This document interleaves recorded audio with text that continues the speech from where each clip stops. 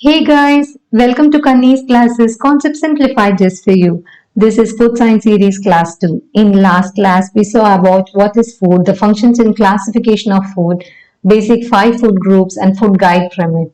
In this class, we are going to see about cooking, the objectives of cooking and preliminary preparations. Preliminary preparations are nothing but the pre-preparation before cooking, and there are a lot of preliminary preparations. All are so simple to explain, yet when we put too many simple things together, it becomes little complicated. So I have tried to explain all these preliminary preparations with images and tabular columns so that it will be easy for you to understand and also remember for your exams. So if you find this video useful, then immediately subscribe to Kanni's classes and don't forget to like and share with your friends. Come, let's move on to the video. To start with, what is cooking? The immediate answer will be what my mother do in kitchen is cooking.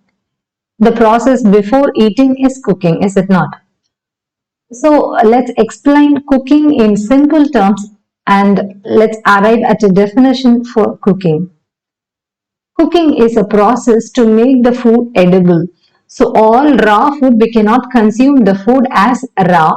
So we make it edible by applying some kind of process, and in that process we apply heat, either in boiling or frying or pressure cooking. Any process we apply some kind of heat and we make that food edible and also so tasty and very appealing to the senses. So what we exactly do in that process is that we combine different food ingredients, we put different masalas together and we apply different methods of cooking, that is that is boiling and pressure cooking and all, and we apply different methods of heat and make that food so tasty. So, to arrive at a definition, we can say cooking is an art of combining food ingredients in different ways to bring a nice flavor, texture, and color that appeal the senses. So now, is cooking is just an art? No, it is not an art alone. Lot of science is also involved in it. As a science student, we should understand the science behind the cooking and all the process, each and every step in cooking, so that we can make the food healthy and we can understand the do's and don'ts in the cooking, and we can choose the best method, and by choosing the best method we can make a good meal plan and we can meet the nutritional needs of the family. Preliminary preparations. Preliminary preparation is nothing but the pre-preparation that we do before taking the food to the process of cooking. This task facilitates the cooking process.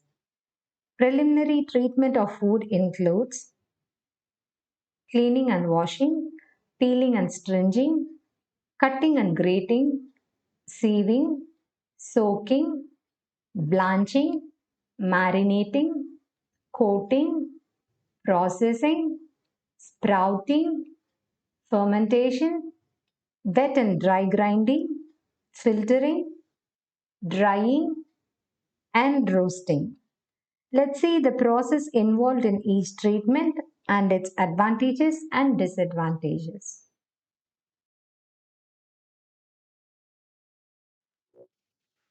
First one is cleaning and washing. This is a regular process that we do almost to all food products like fruits, vegetables, and rice before cooking. The advantages are the pesticide, the insecticide sprays, and chemicals, and the dirt present on the outer surface are all removed. And washing the food in warm water helps to kill the worms, whereas washing the flesh foods helps to remove the blood or dirt or any unwanted impurities present in the food. The disadvantages is that, as I mentioned earlier, there will be more loss of B complex vitamins, especially thiamine, while washing the cereals like rice. Next is peeling. It is also called stringing, and you can imagine peeling of a carrot, beetroot, or a tomato where the outer skin is removed. The advantages are the non edible fibrous portion are removed, and The dirt or chemical that are retained on the outer surface of the food even after cleaning can also be removed. The disadvantages are some nutrients may be lost in the process of peeling, and sometimes the edible portion may also get removed along with the peel. The next is cutting and grating. It is where the food is cut into smaller pieces, and there are many types of cuts. Let's see a few. Mincing. A good example for mincing will be mincing of garlic, where we cut garlic into very fine pieces. Chopping, cutting the fruit or vegetable into no specified shape, that is a rough cut. And dicing or cubing, where we cut the fruit or vegetable into small uniform cubes. A good example can be cutting of paneer, where we get uniform cubes. Slicing, example is slicing of carrots, and grating, where we grate the carrot or beetroot with the help of a grater. Apart from this, there are different type of cuts present, and also there are some other kind of decorative cuts which we usually use while garnishing foods.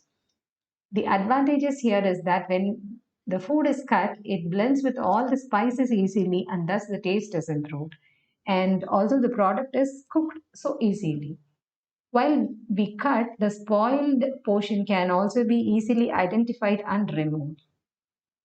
While we speak about the disadvantages, when we cut the fruit or vegetable into fine pieces in the process of cooking, the surface area of the food product that comes in contact with the heat increases, and thus there will be more nutrient loss.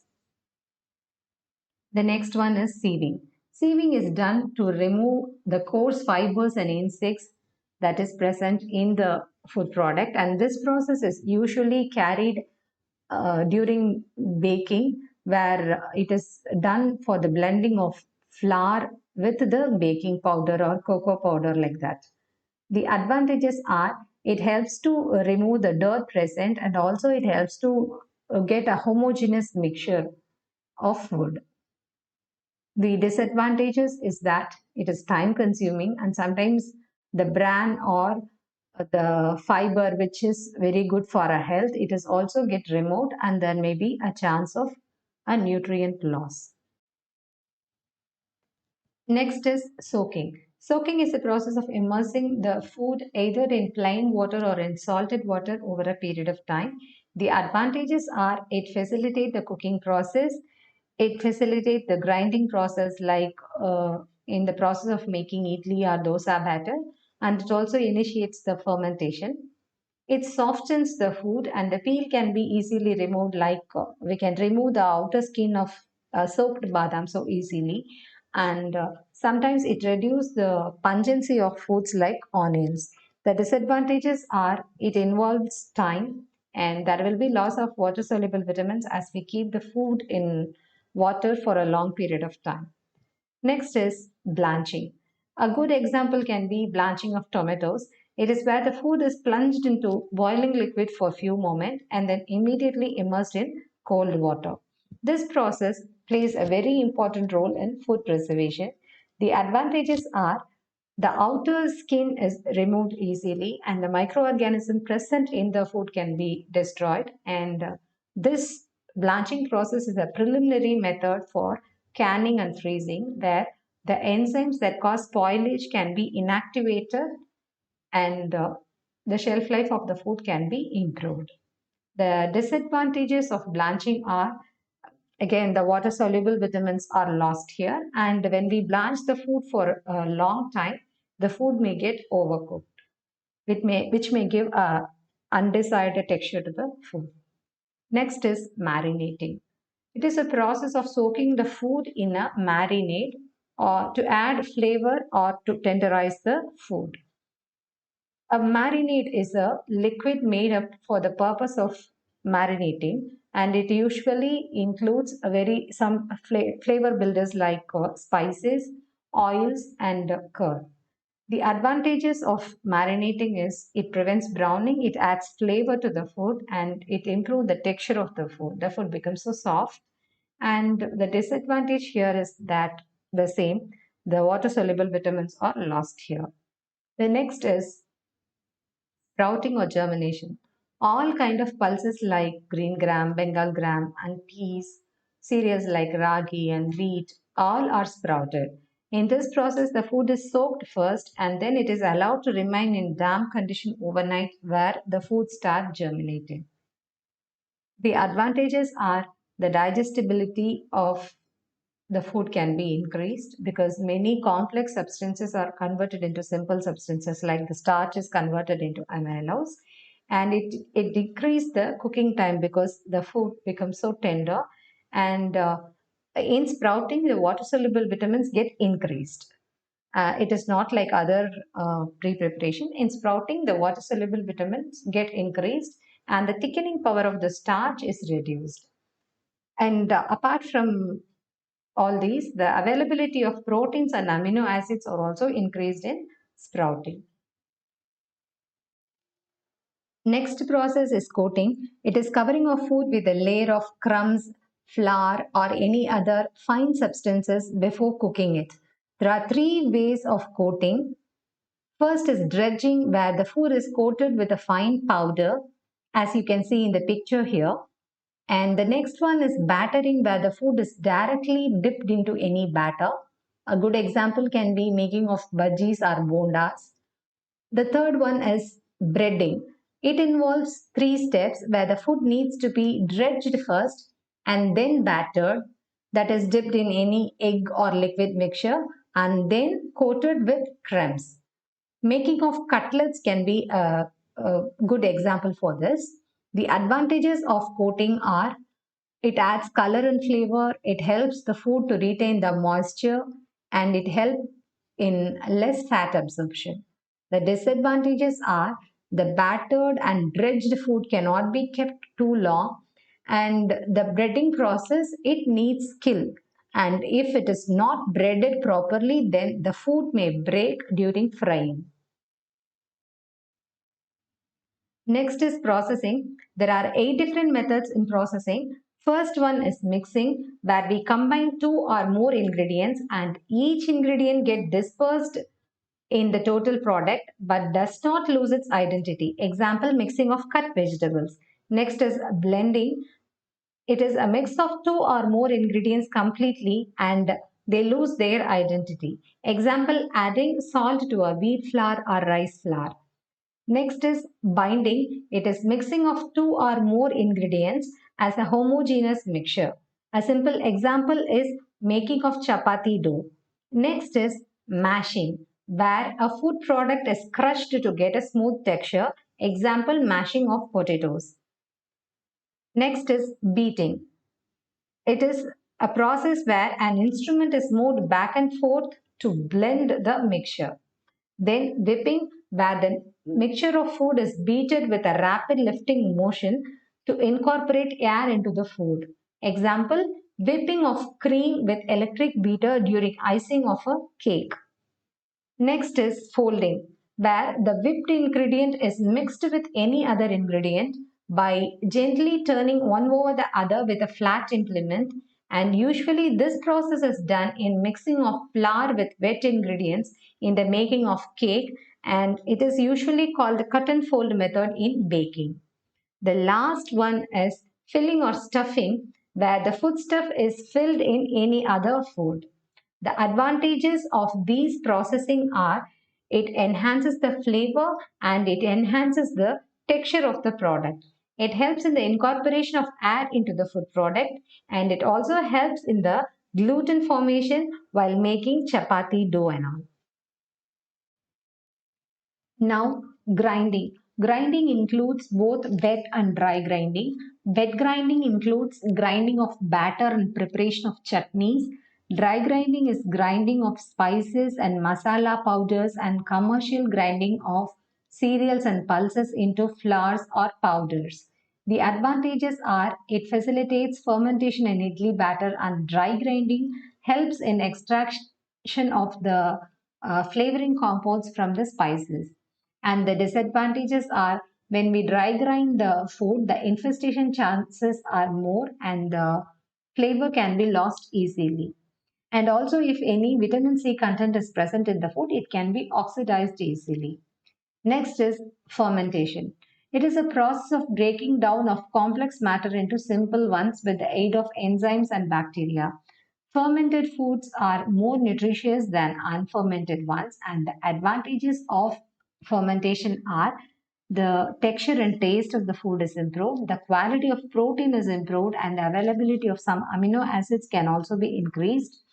And a lot of B vitamins are getting synthesized by the microorganisms, and the shelf life of the food can be prolonged. For example, while we make curd from milk, the shelf life of the curd can be increased. And also, the fermented foods are easily digestible. The disadvantages of fermentation are sometimes there may be unwanted microorganism developing in the fermented foods, and the acidity of the food product is increased during fermentation. Next is filtering. This process is generally done to remove dirt or unwanted particles and to remove the moisture from the food, like in the preparation of cheese or paneer, where the whey water is filtered, and also in making of tea, where we filter the tea decoction. The advantages are it removes the unwanted particles and it helps in extracting the flavor compounds, that is in making of coffee or tea we get that flavor compounds getting extracted. And the disadvantages are the nutrients are lost in filtering, like loss of nutrients in filtering the water from the cooked rice, but this loss can be compensated by utilizing the water for some other purpose in cooking. Next is drying. It is removal of moisture from food products, and the advantages are it helps to prolong the shelf life of the food. Dried foods can be grinded easily and it reduces the stickiness of the food. The disadvantage is that it is time consuming. The last one is roasting. Usually, this process is grouped under cooking, but we also group this process under pre preparation because some food are roasted before cooking, like rava and vermicelli. The advantage is that it prevents the lump formation and gives a characteristic flavor to the product. It prevents infestation, and the shelf life of the food can be improved. And that's all about the pre preparations of the cooking. Here is a tabular column with all preparation process and its advantages and disadvantages. Hope this tabular column helps you to prepare for your exams. You can save this tabular column as screenshots and you can use to revise the concepts for your exams. And that's all about this video, friends. Do support and subscribe to Kani's classes, and don't forget to press the bell icon nearby so that you will get a notification whenever I post a video.